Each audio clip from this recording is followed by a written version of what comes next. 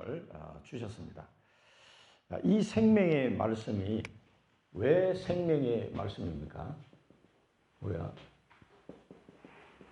서론에서 먼저 이게 생명의 말씀을 좀 정리할 필요가 있습니다.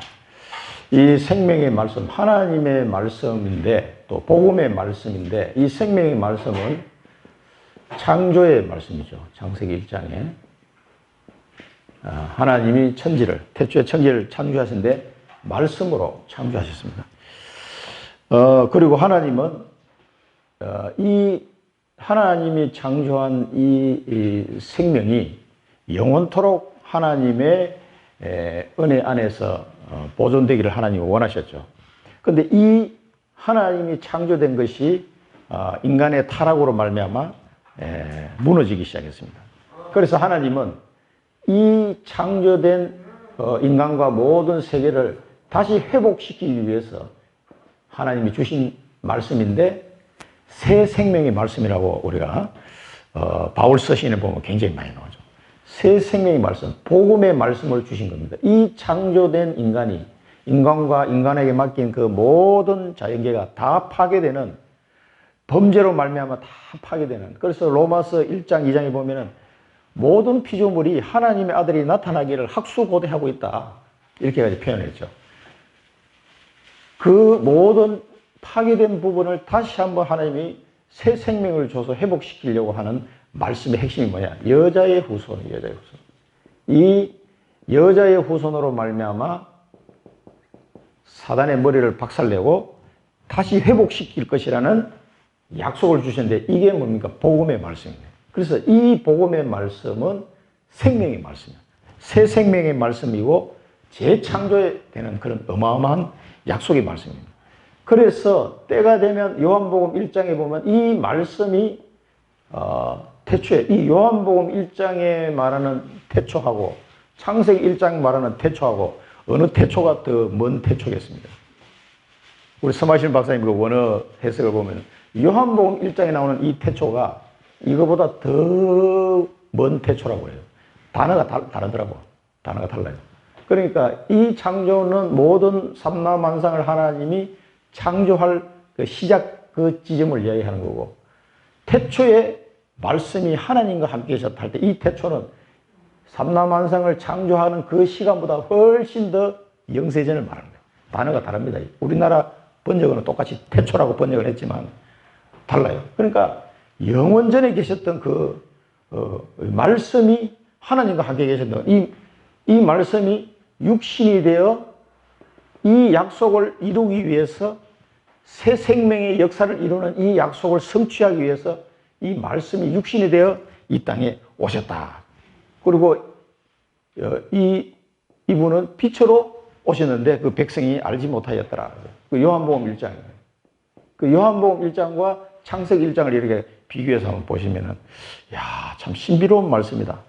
그래서 하나님은 말씀으로 창조하시는데 그 말씀의 주인공 되신 그리스도께서 육신의 몸을 입고 이 땅에 오셨다. 뭐 하기 위해서? 여자의 후손의 이 사명을 감당하기 위해서, 이 언약을 성취하기 위해서 이 땅에 오셨다는 거죠. 이 말씀이 뭡니까? 생명의 말씀. 오늘 본문에서 말하는 이 생명의 말씀을 다 말해라 할 때 이 생명의 말씀은 지금 이 말씀을 얘기하는 거예요. 우리를 다시 우리에게 새 생명을 주기 위해 오신 그 말씀, 그 생명의 말씀, 그 생명의 말씀 핵심은 한마디로 복음의 말씀을 말하는 거죠. 그래서 예수님이 뭐라고 말씀하셨냐면, 너희가 성경을 통해서 영생을 얻기 위하여 성경을 연구하거니와 이 성경은 곧 내게 대해서 증언하는 것이다. 예수 그리스도를 증언하는 것이다. 요한복음 5장 39절이죠. 여기서 말씀하셨어요. 이 성경은 내게 대해서 증언하는 것이다. 영생을 얻게. 이 영생은 뭡니까? 새 생명. 새 생명. 잃어버렸던, 창세기 3장에서 잃어버렸던 그 생명을 다시 회복하는 영원한 생명. 그 생명을 얻기 위해서 성경을 너희들이 연구하는데 그 성경이 곧 내게 대해서 증언하는 것이다. 한마디로 딱 이렇게 요약해 주셨습니다. 그래서 예수님은 이 영원한 생명을 우리에게 다시 회복시키도록 하기 위해서 다 이루었다. 다 이루었다. 그래서 십자가에서 이 모든 약속을 다 이루은 것입니다. 그래서 이 다 이루어진 이 십자가의 사건을 생명의 말씀, 이걸 얘기해 주라는 거예요. 이 내용을. 다 말해줘라.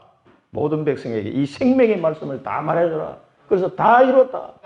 모든 하나님의 이 언약을 이루신 이 십자가 사건, 이걸 말해주라는 겁니다. 그래서 에베소서 2장에 보면 너희가 그 은혜로 말미암아, 은혜의 믿음으로 말미암아 구원을 얻었나니 이것은 너희에게서 난 것이 아니요 하나님의 선물이다. 우리 에베소서 2장 8절 9절에 나오죠. 누구도 자랑하지 못하게 하려 합니다. 그래서 이 새 생명을 얻는 길은 하나님의 은혜를 통하여 믿음이라는 도구를 가지고 구원의 축복을 받는, 이 구원이 이제 영원한 생명이 얻어진 거죠. 이것을 선물로 우리가 딱 받은 거란 말이죠. 그래서 누구든지 영접하는 자, 곧 그 이름을 믿는 자들에게는 하나님의 자녀가 되는 권세를 주셨다. 요한복음 1장 12절에. 그래서 이 내용이 뭡니까? 생명의 말씀이에요. 이걸 사람들은 모르고 엉뚱한 데 가서 정말 개고생 하잖아요. 정말. 우리도 옛날에 예수 믿기 전에 엉뚱한 데 가서 얼마나 방황했습니까? 이렇게 사는 것이 옳은가? 저런 것이 옳은가? 왜 이렇지? 뭐 그런 생각을 하면서 엉뚱한 데 돌아다니는데 길은 여기 있단 말이에요. 길은. 그래서 이 영원한 생명을 얻는 말씀, 이 복음의 말씀, 이 생명의 말씀, 창세기 때 주셨던 그 생명을 다 잃어버린 것을 다시 회복시키는, 그래서 오늘 여기 말씀 중에 여러분 로마서 6장 4절 오늘 말씀 드릴 텐데 꼭 그 말씀은 이번 주일 내내 한번 묵상해 보시기 바랍니다. 띄울 거예요. 로마서 6장. 제가 이 말씀을 묵상하면서 로마서 6장 말씀이 굉장히 가슴에 많이 부닥치더라고요. 이 생명의 말씀을 다 말하라 그랬는데, 우리가 그러니까 이 성경 말씀 속에 참 너무나 신비로운 말씀들이 우리에게 때마다 이렇게 하나님의 영의 양식을 주시니까 얼마나 감사한지, 정말 신비하기도 하고 신기하기도 하고 감사하기도 하고 그렇습니다. 그래서 말씀 준비할 때 너무 찬양 틀어놓고 이게 한 4시간씩 이거 묵상하면 너무 좋더라고요. 이게. 야, 정말 목사님들은 이 축복을 늘 누리시는 거예요. 류청 목사님은 그때 강의할 때 들어보니까 일주일 내내 묵상하신다 하더라고. 본물로 놓고 월요일부터 시작해가지고 그걸 이제 조금 말씀을 묵상하면서 우리 교회에 주시는 말씀이 뭘까? 하는 그걸 달라고. 그냥 있는 내용을 정리하는 거는 뭐 간단해요. 그거 1시간이면 되는데 우리 교회에 지금 이 시간표에 주시는 하나님의 이 생명의 말씀이 뭘까? 이걸 전달해야 되기 때문에 일주일 내내 묵상하신다 그러더라고. 그럼 이제 토요일 날은 집중으로 묵상하시는 거예요. 그게 완전히 정리될 때까지. 그게 참 이 묵상할수록 좋더라고요, 이게. 자, 처음 1페이지는 뭐 생명의 말씀. 그러니까 여러분 생명의 말씀을 계속 묵상하면요, 우리 영이 이제 살아있잖아요. 이 생명, 영혼이 이 말씀을 생명의 말씀이기 때문에 묵상할수록 막 살아납니다, 이게. 우리가 뭐 육신이 건강해서 뭐 비타민도 먹고 맛있는 것도 먹잖아요. 그 운동도 하고 그래 살아나듯이 이 하나님의 말씀을 계속 곱씹어서 묵상하면은 우리 영이 막 계속 살아나죠. 그래서 세상 사람들이 모르는 그 힘이요, 쫙 솟아 올라오는 거예요. 이 생명의 말씀을 늘 묵상하시기 바랍니다. 텔레비 그만 보시고 다 묵상하셔야 돼. 이 시간을 어떻게든 가져야 됩니다. 이게 서밋 타임이에요. 이 말씀 묵상하는 게. 그 말씀 묵상이 안 되어지는 기도는 대부분 보면 긴 시간 기도 못 합니다.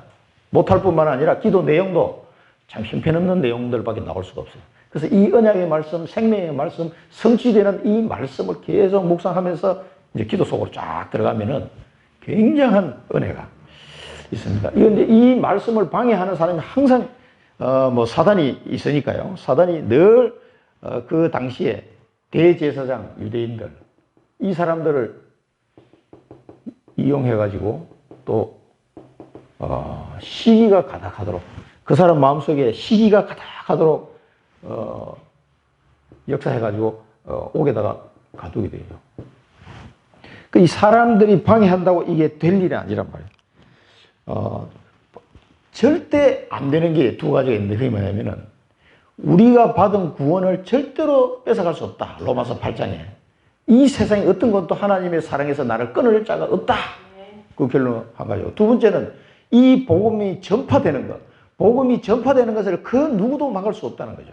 그 두 가지는 그 누구도 방해할 수 없어요. 어떻게 할 수가 없는 그 부분이거든요. 근데 이 대제사장과 이 사람들은 종교 지도자들이고, 그 당시에 이스라엘을 다스리는 정치 종교 지도자들이 다 모인 거거든요. 근데 이 사람들을 보고 예수님이 독사의 자식들아 그랬다니까. 독사의 자식들아, 너희는 악하니 어떻게 선한 말을 할 수 있느냐. 이는 마음에 가득한 것을 입으로 말합니다. 이 시기가 가득해요, 시기가. 이게 전부 다 사단한테 속아서 그런 거예요, 이 사람들도. 그러면서 또 마태복음 23장 27절에는 화 있을진 저 외식하는 서기관들과 바리새인들이여 회칠한 무덤 같으니 겉으로는 아름답게 보이나 그 안에는 죽은 사람의 뼈와 모든 더러운 것이 가득하도다. 가득하다. 시기와 악독한 것이 가득하다. 회칠한 무덤이라고 예수님이 아주 신랄하게 예수님께 비판을 받았던 사람이죠. 이 사람들이. 끝까지 이 복음을 방해하는데, 그래서 사도 바울은 표면적 유대인이 아니다. 로마서 2장에. 표면적 육신의 할례가 아니다라고 분명히 말하고 있습니다. 그래서 이면적 유대인이며 할례는 마음에 할지니 영에 있고 율법 조문에 있지 아니한 것이라. 그 칭찬이 사람에게서가 아니요 다만 하나님에게서니라.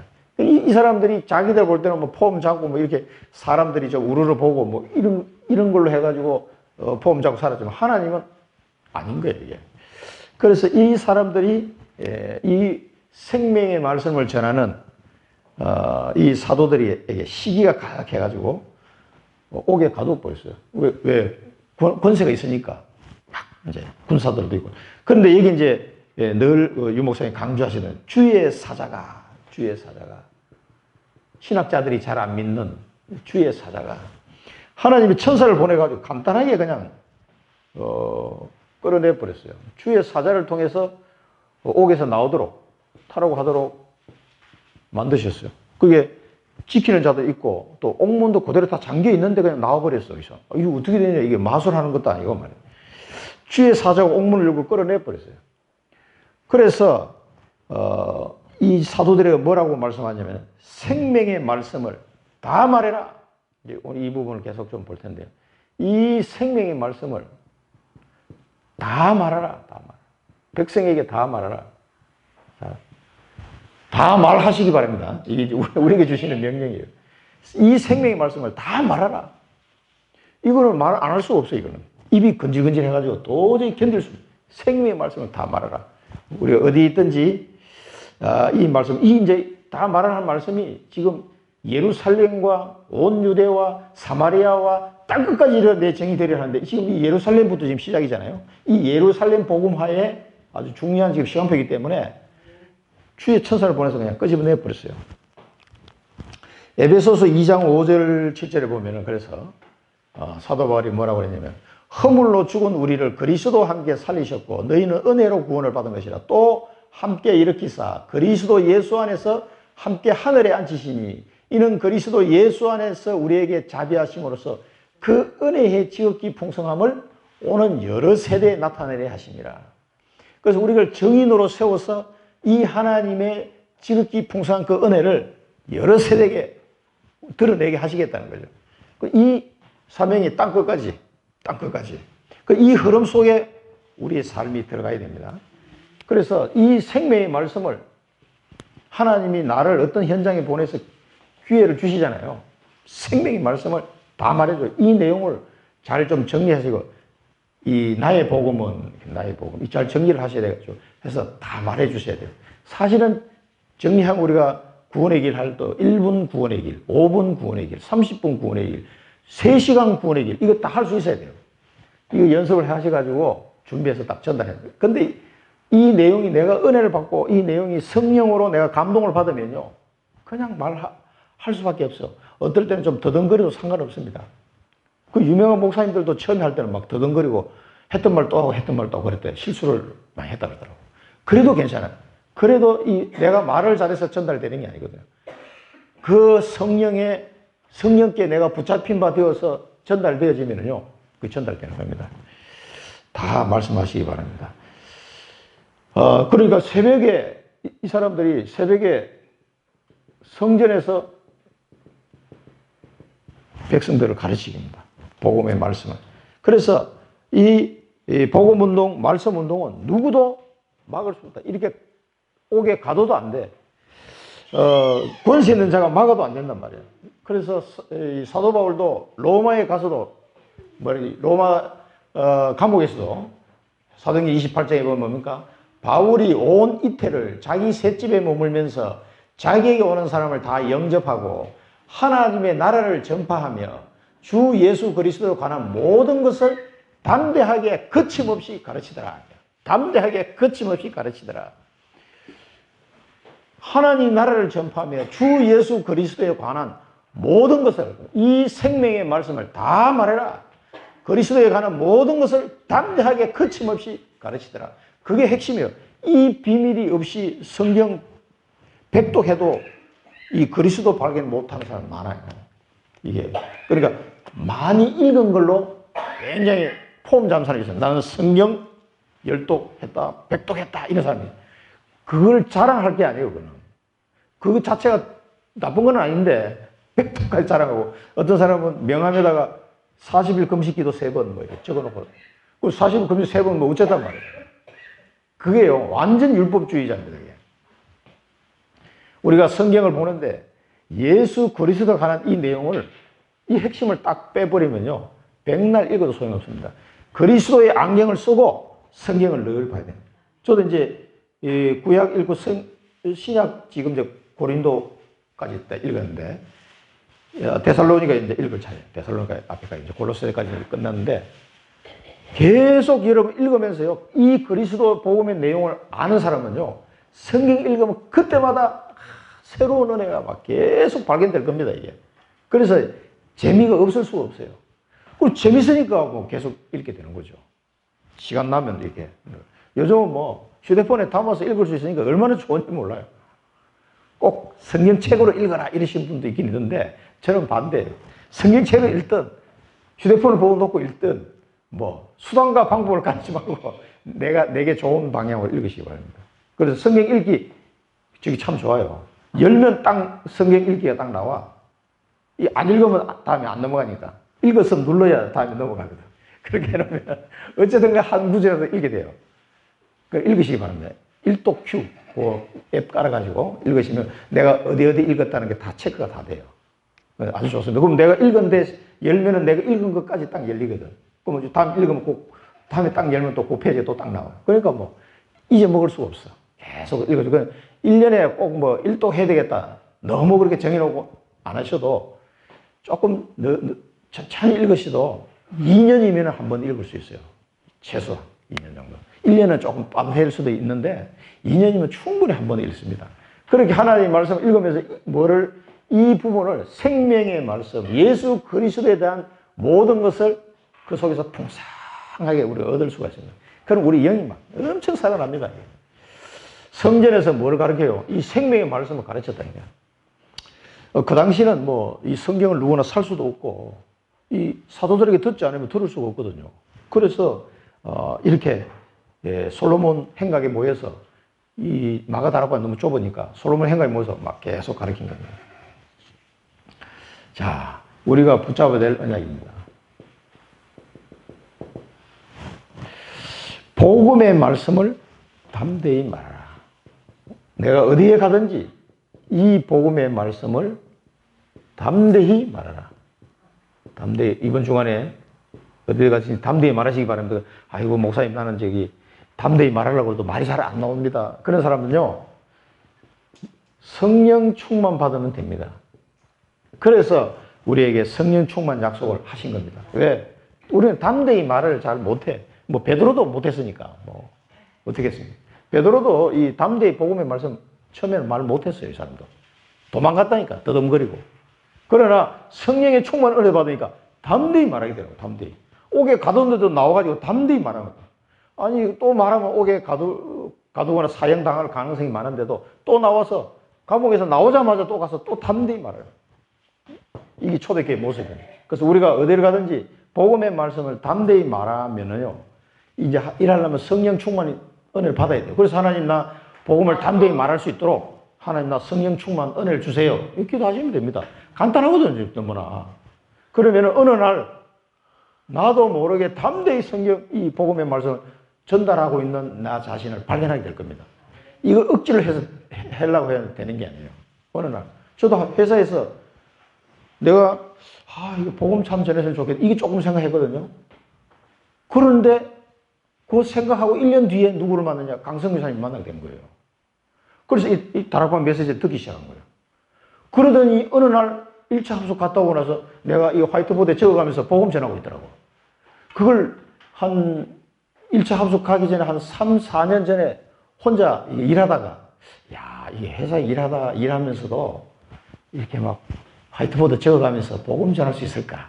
혼자 상상했다. 그냥, 그럼 참 좋겠다. 이런 생각만 하고 상상했다니까요. 일하다가 말고 갑자기 생각이 나가지고. 그러고 지나갔어요. 지나가고 난 뒤 한 2년쯤 지났나? 지나고 난 뒤 혼자 그때는 기도를 했어요. 하나님, 어떻게 하면 전도를 할 수 있습니까? 이 회사 안에서. 그거 하게 해달라고 기도했거든요. 또 우리 후배들도 좀 배우고, 나도 좀 배우고. 그러다가 그 기도하고 한 1년 뒤에 강성 선생님 만나게 된 거예요. 그래서 이 다락방 복음 편지를 듣기 시작한 거죠. 그러면서 1년 또 지나고 나니까 어느 날 내가 이거 적어가면서 막 복음 전하고 있는데 전하다 가만히 생각하니까 갑자기 내가 왜 이렇게 됐지 생각이 들더라고. 회사 그 회의실에서 십자가 걸어가면서 이거 설명하고 있었다니까. 그런 나를 어느 날 발견하면서 전에는 그렇게 안 되더니 어느 날 막 튀어나오기 시작한 거예요. 그러니까 감당이 안 돼요. 얼마나 바쁩니까? 그 반도체 회사에. 또 사람들 눈이라는 게 있는데 전혀 저한테는 상관이 없더라고. 그냥 그때는 막 담대히 막 거침없이 그냥 얘기했어요. 침 튀게 가면서 그냥. 그 회의실에 화이트보드 다 있거든. 얼마나 좋아. 막 적어가면서 고래고래 고함 질러가면서 막 전했던 기억이 납니다. 성령 충만. 그게 내 마음이 아니에요. 그때 하나님이 성령으로 나를 붙잡고 막 끌고 가시는 거예요. 성령 충만하세요. 뭐 좀 이상하게 표현했는지 모르겠는데 내 정신이 아닌 거지. 성령에 사로잡힌 상태. 야, 그러면은 담대히 말하지 말라고, 담대히 말 안 하는 게 어렵습니다. 이 성령 충만하면. 담대히 말하게 되었습니다. 왜? 말하는 것이 언약이거든요. 사도행전 1장 8절 언약이 성취되는 거기 때문에 하나님 말하게 하시는 거예요. 그 다음에 이 생명의 말씀을 전파한다는 거, 이게 제목을 뭘로 해야 되나 많이 고민했는데, 전파하는 말씀. 이게 전파되는 말씀. 그래서 이 말씀이 전달되는 이 부분이에요. 여기 보면 오늘 이제 대제사장 나오죠. 사두개인, 공회, 원로들, 이 종교 지도자들, 종교 정치 지도자들이 다 모였습니다. 이 사람들이 모여가지고 죄수들을 데려오라는 거죠. 옥은 잠겨 있고 지키는 사람은 없는데 옥에는 한 사람도 없습니다. 이렇게 보고를 받은 거예요. 이 사람들이 와도 복음 전파를 막을 수 없다. 이 당시에 여기 보면은 공회원이 뭐냐, 사내들인 공회원이거든요. 그 대제사장은 잘 아시겠죠. 사두개인, 바리새인 이 사람들. 그다음에 공회원은 사내들인 공회원이고 약 한 70명 정도가 있었는데 우리나라 말로 하면 국회의원이라고 보시면 돼요. 국회의원 역할, 국민의 대표적인 역할을 하는 사람. 그러니까 이 공회원들과 그다음에 원로들, 장로들 다 모인 거죠. 이 사내들인 공회원 중에서는요, 우리가 잘 아는 사람이 한 사람이 있습니다. 사내들인 공회원인데 예수님의 제자가 있었어요. 아리마대 요셉, 그리고 니고데모, 이런 사람들이 이 성경을 찾아보면은 이 아리마대 사람 요셉이 와서 당돌이 빌라도에게 들어가 예수의 시체를 달라 하니 이 사람은 존경받는 공회원이요 하나님의 나라를 기다리는 자라. 다른 성경에 보면 이 아리마대 요셉이 예수의 제자라 이렇게 표현되어 있어요. 이 사람이 그런데 자기 신분을 드러내려고 남들이 보는 앞에서는 막 그 베드로처럼 이렇게 따라가지를 못했어요. 자기가 국회의원급 되니까 이게 이제 애매한 거야. 자기가 이렇게 가자 이쪽에 막 반대파들이 많으니까 그 분위기상 못하다가 예수님이 십자가에서 죽는 걸 이 사람이 본 거예요. 다 이뤘다. 이 말씀을 듣는 순간 이 사람 마음이 많이 그 십자가에서 죽어가는 모습을 보면서 이 사람이 발견한 거예요. 아리마대 요셉이 성령이 충만해져가지고 빌라도한테 가가지고 시체 달라고 얘기한 거예요. 그러니까 이제 국회의원 정도 되니까 빌라도 총독하고도 잘 얼굴 알 거 아니에요, 이 사람들이. 정치인들이니까. 그러니까 가가지고 당돌이 빌라도에게, 이 완전 이제 자기 신분 다 깨고, 나 예수 믿는 사람이야. 예수님 시체 달라고. 그래가지고 아리마대에서 자기가 들어가려고 만들어 놓은 그 무덤에다가 예수님을 거기다 장례를 치른 거죠.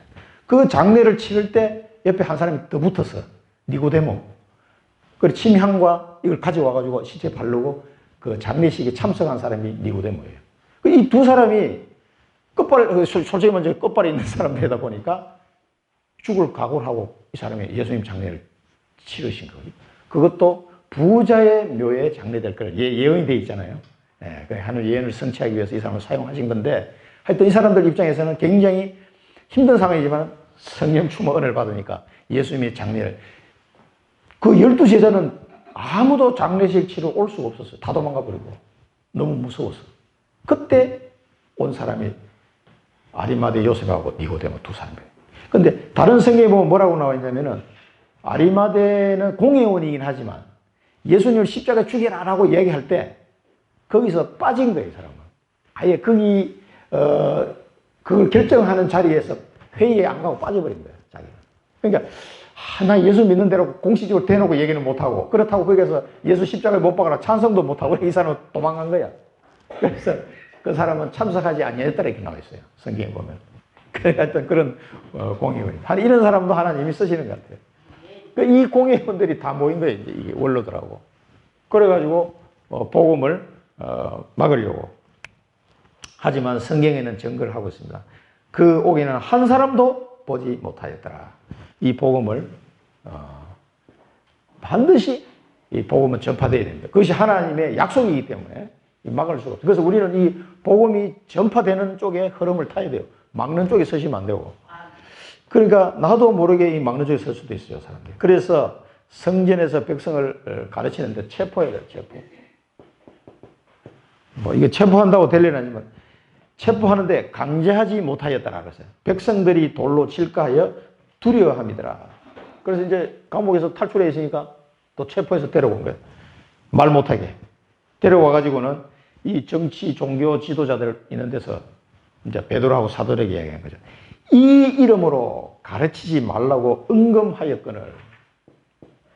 절대, 그 전에 잡혀서 첫 번째 잡혔을 때 안전병에 일어나는 바람에 계속 이제 복음이 전파되기 시작하니까 이 이름을 가지고 말하지 말라고 응검했잖아. 이제 막 위협해서 이제 내보냈거든요. 그런데도 또 복음 전에 감옥에 가둬서 근데 또 탈출해서 또 전에 또 잡아온 거예요. 응검했는데 왜 백성들을 가르치나? 이 사람이 한 말이 있어요. 응검했는데도 불구하고 예루살렘에 뭐라고 했습니까? 예루살렘에 이 말씀이 가득하게 하였냐? 가득하게. 이런 꼭 붙잡으면. 예루살렘에 가득하게 하였느냐? 27절, 28절에 보면은 이 이름으로 사람을 가르치지 말라고 응검하였을 때 너희가 너희 가르침을 예루살렘에 가득하게 하니 가득하니 이 사람의 피를 우리에게 돌리고자 함이로다. 예루살렘에 가득하게 하니 이 생명의 말씀을 이 사람들이 예루살렘에 가득하게 하니 여러분 가시는 곳에 여러분 가정에 이 생명의 말씀이 가득하게 하시기 바랍니다. 여러분 가는 현장 속에 직장 속에 이 생명의 말씀이 가득하게 하시기 바랍니다. 이 하나님의 명령이에요. 담대히 말하시고 가득하게 하세요. 가득하게. 하나님의 말씀이 가득하게 이 언약을 꼭 붙잡으시기 바랍니다. 이게 우리에게 주신 축복입니다. 축복의 명령이죠, 사실은.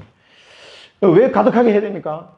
그 현장에 예수 믿기로 작정된 자, 예비된 자가 많다는 얘기예요.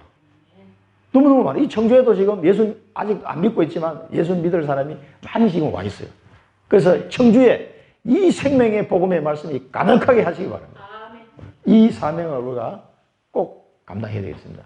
사도행전 19장 10절에 보면은 두 해 동안 이같이 하시니 아시아에 사는 자는 유대인이나 헬라인이나 다 주의 말씀을 듣더라. 이 사도 바울이 가는 곳에는요, 정말 말씀이 계속 성취되고 있는 거예요. 다 말씀을 듣더라. 이 예루살렘 교회에 이어서 바울이 가는 선교 현장이죠. 그죠? 디모데에게 쓴 편지에도 보면은, 디모데후서 4장 17절에 보면, 주께서 내 곁에 서서 나에게 힘을 주심은 나로 말미암아 선포된 말씀이 온전히 전파되어 모든 이방인이 듣게 하리 하심이니 내가 사자의 입에서 건짐을 받았느니라. 죽을 고비를 뭐 엄청 던졌잖아요. 그러니까 이 선포된 말씀이 모든 이방인에게 전파돼가지고 다 듣도록 예루살렘에 가득한 이 예루살렘 교회에 이어서 바톤을 받아가지고 전 세계로 바울이 다니면서 모든 이방인에게 이 선포된 말씀이 전파되도록 그렇게 하려 하신 것이다. 이게 이제 간증하고 있는 거예요. 그래서 여러분 이번 주간에 어디를 가든지 가는 곳에 하나님 말씀을 담대히 말씀하시고 가득하게 하시기 바랍니다. 우리가 붙잡아야 될 미션입니다. 나의 현장에 하나님이 나를 보내신 현장이 있잖아요. 이 나의 현장에 복음의 말씀이 가득하게 해라. 복음의 말씀. 그래야 생명이 삽니다. 생명의 말씀이기 때문에 복음의 말씀이 가득하게 이 말씀을 담대히 말씀하시고 가득하게 하시기 바랍니다. 이번 주간에 딱 두 가지. 근데 가득하게 하려고 그러면은 좀 우선 먼저 여러분 준비해야 될 게 뭐냐면 언약을 붙잡아야 돼요. 여러분 언약을 붙잡고 결단하시면요 하나님이 이렇게 하십니다. 가득하게 할 수 있도록 분위기를 하나님 몰아가시는 거예요. 그러니까 안전뱅이를 다 일으켜 보는 거예요. 그 안전뱅이 일으키면서 주의 천사를 막 보내고 하나님이 이런 작업을 다 하시는 거죠. 그래서 우리는 언약을 붙잡고 결단만 하면은 가득하게 되는 이 축복을 누리게 됩니다. 그래서 계속 언약을 바로잡아라, 언약 잡아라. 유 목사님 늘 말씀하십니다. 하나님이 주신 언약을 내가 꽉 붙잡고 결단에 기도하면은 내가 가는 현장 속에 복음의 말씀이 가득하게 질 수밖에 없도록 주의 천사를 보내서라도 안전뱅이를 일으켜서라도 하나님은 역사하게 되어 있는 거예요. 이게 우리의 미션입니다. 그다음에 마지막으로 말씀의 정인입니다. 말씀이. 이 복음의 말씀의 정인인데 요거는 우리 체험 이 부분에 좀 연결되어 있어요. 체험. 대답을 합니다. 베드로가 대답하는데 사람보다 하나님께 순종하는 것이 마땅한 거 아니냐? 그러면서 너희가 나무에 달아 죽인 예수를 우리 조상의 하나님이 살리셨다. 이 사람의 첫 번째 얘기가 뭐냐면은 예수님이 십자가에 죽은 것과 부활하신 것에 대한 증언을 하는 거예요. 십자가와 부활. 왜냐하면 이 속에 모든 이 새 생명의 모든 구원의 역사가 여기서 다 이루어졌기 때문에 이 십자가와 부활을 딱 또 그 사람들 앞에서 증언하는 거죠. 그런데 우리는 이 사람들은 베드로는 예수님이 십자가에 죽는 걸 직접 봤잖아요. 부활하는 것도 직접 봤어. 만났으니까. 그러니까 뭐 정인이 당연하게 정인이 될 것 같은데 우리는 어떻게 됩니까? 나는 십자가에 돌아가신 거 본 적도 없고 예수님 보셨어요? 예수님 얼굴을 우리 본 적이 없습니다. 우리는 부활하신 분을 본 적도 없어요. 우리는 본 적도 없는데 하나님이 우리를 정인으로 세우신다는 거예요. 정인으로. 그럼 나는 못 봤는데 왜 정인입니까? 지금 이분은 살아계시거든요. 그래서 사도 바울 같은 케이스를 잘 이해하셔야 돼요. 사도 바울을 보면은 이 사람은 제자들하고 같이 있었던 사람이 아니거든요. 그런데 다메섹 도상으로 가다가 부활하신 예수님을 만나버린 거예요. 그러니까 한참 뒤에 다메섹 도상으로 가다가 부활하신 예수님을 만난 거예요. 우리도 마찬가지입니다. 이 부활하신 예수님이 지금 나와 함께 하는 거예요. 내가 가는 그 현장 속에 나와 함께 하는 것을 보여주십니다. 우리 육신의 눈에는 볼 수 없지만 분명히 이 부활하신 생명의 주인 되신 그분이 지금 나와 함께 하시는구나. 이것을 여러 가지 사건을 통해서 우리를 알려주신다고요. 성경 말씀 보는 게 맞는데 내 삶을 통해서 진짜 예수님이 나와 함께 하시는 것 체험을 해버린 거예요. 저는 체험해봤습니다. 여러분 다 체험해봤을 거예요. 그러면요, 굉장히 충격이 됩니다. 요 체험을 하셔야 돼요. 그래야 말씀의 증인이 될 수 있습니다. 이게 안 되면은요, 증인이 안 되면 결국은 카드라 방송밖에 안 되거든요. 성경 말씀과 내 삶을 통해서 주님이 나와 함께한 이 사실이 꼭 확인이 돼야 돼요. 이 두 가지가. 그래서 로마서 6장 4절 말씀을 같이 나누고자 합니다. 자, 그러면 십자가와 부활에, 그럼 나는 증인이 돼야 되는데, 직접 내가 본 적이 없으니까. 그럼에도 불구하고 부활하신 주님이 지금 나와 함께 하신단 말이에요. 그래서 바울이 로마서 6장 4절에 보면 뭐라고 말씀하시냐면, 그러므로 우리가 그의 죽으심과 합하여 세례를 받음으로 그와 함께 장사되었나니 이는 아버지의 영광으로 말미암아 그리스도를 죽은 자 가운데서 살리심과 같이 우리로 또한 새 생명 가운데서 행하게 하려 함이라. 이 말씀 속에 그 원리가 다 들어있습니다. 그래서 유 목사님이 작년에 보니까 옛틀을 깨고 새 틀을 갖추라고 얘기했잖아요. 그 말이 이 말이거든요. 그러니까 우리는 예수를 믿고 세례를 받음으로써 그와 함께 장사되어 버린 거예요.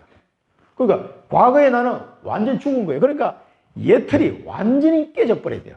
여기서 내가 예수 믿는 순간 옛틀이 깨지고 그 그리스도를 죽은 자 가운데 살리심과 같이 우리를 또한 새 생명 가운데서 행하게 하시면, 그러니까 옛틀이 완전 장사되어서 깨져야 새 생명, 새 틀이 새 틀.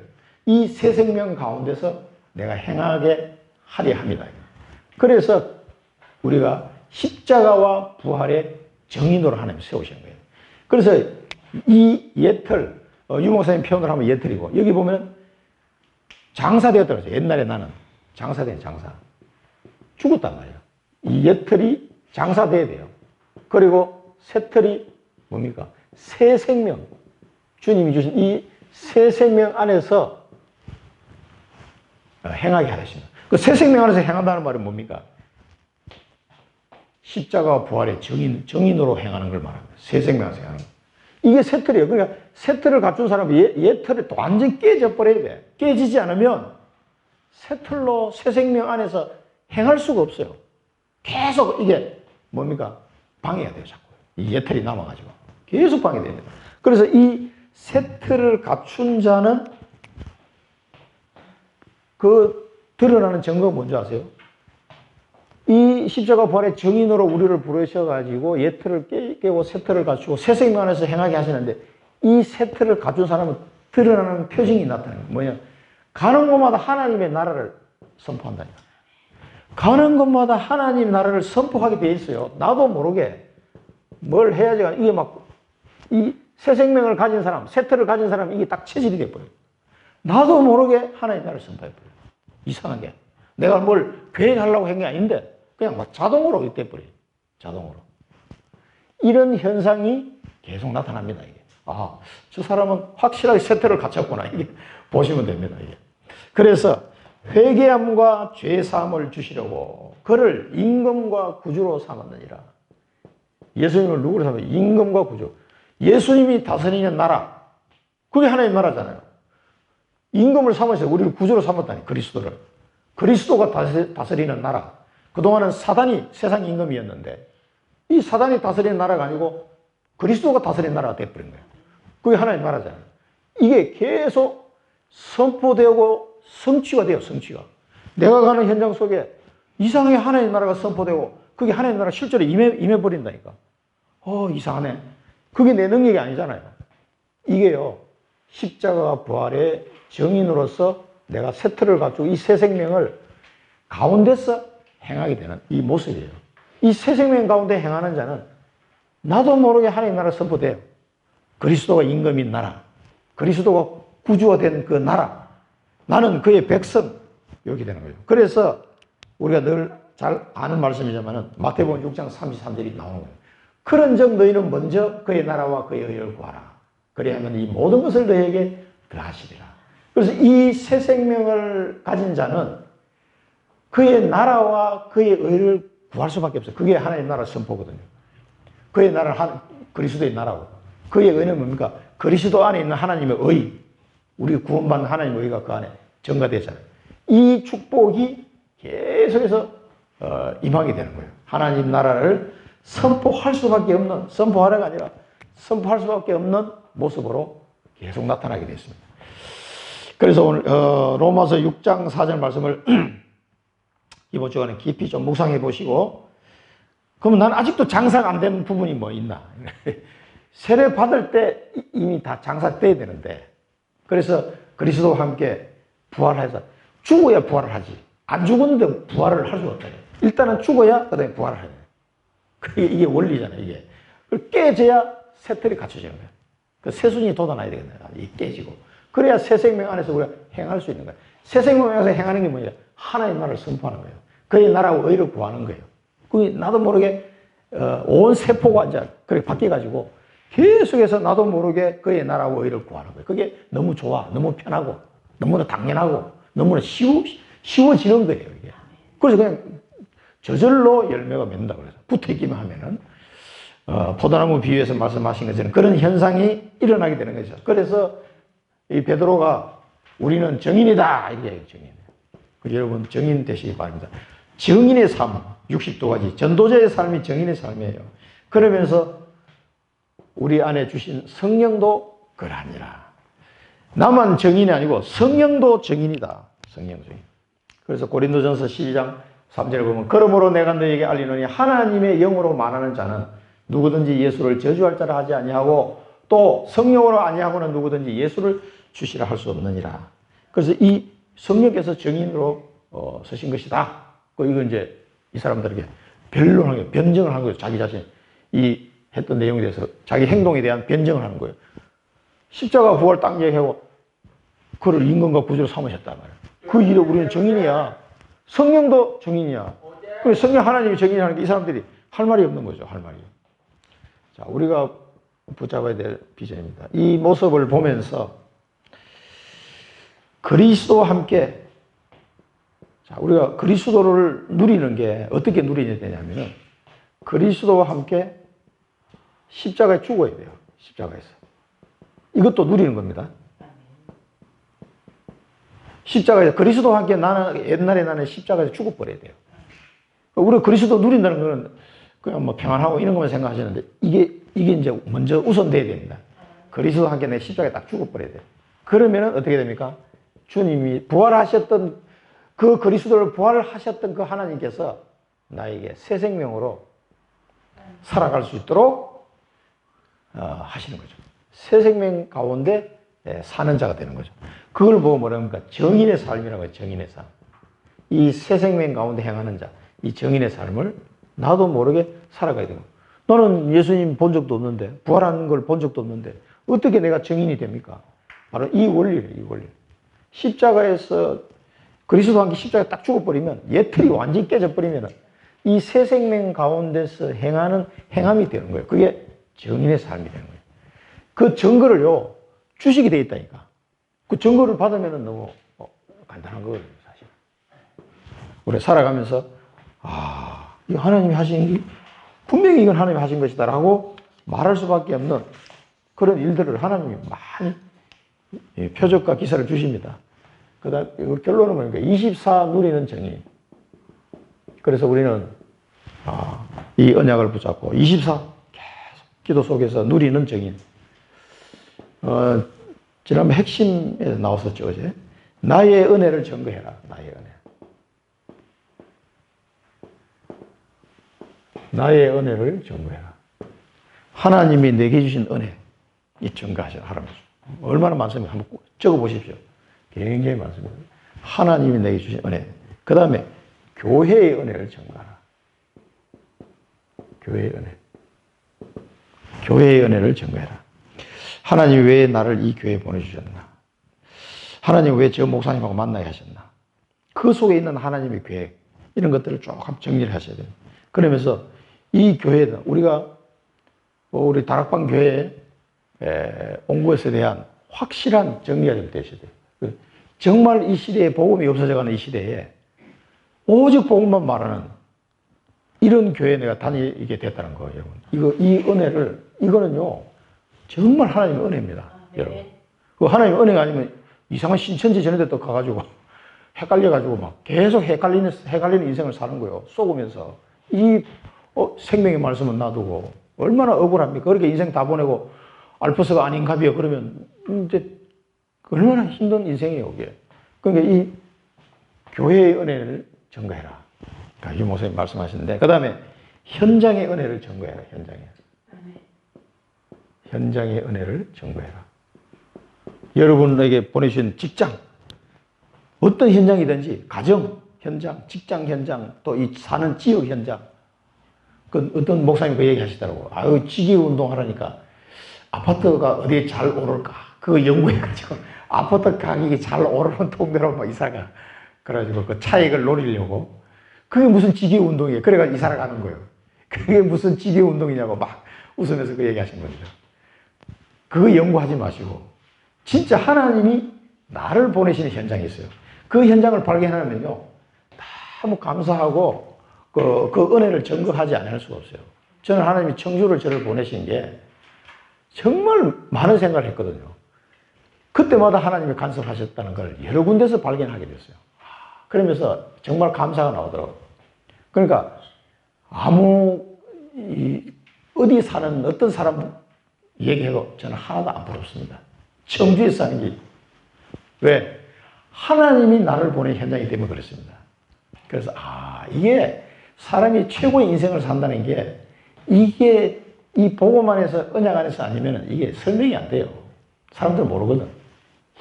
현장의 은혜. 이 사랑부 현장을 오게 하신 하나님의 은혜. 이거를요, 내가 증거할 증거가 없으면요, 증거 못 해요. 내가 눌려버리는데 어떻게 증거를 합니까? 사랑부 현장에 오게 하신 거 감사하시기 바랍니다. 이 현장에 대한 그 하나님의 깊은 그 은혜를 생각해 보시라는 거예요. 다 있습니다, 이게. 나의 은혜, 교회의 은혜, 현장의 은혜.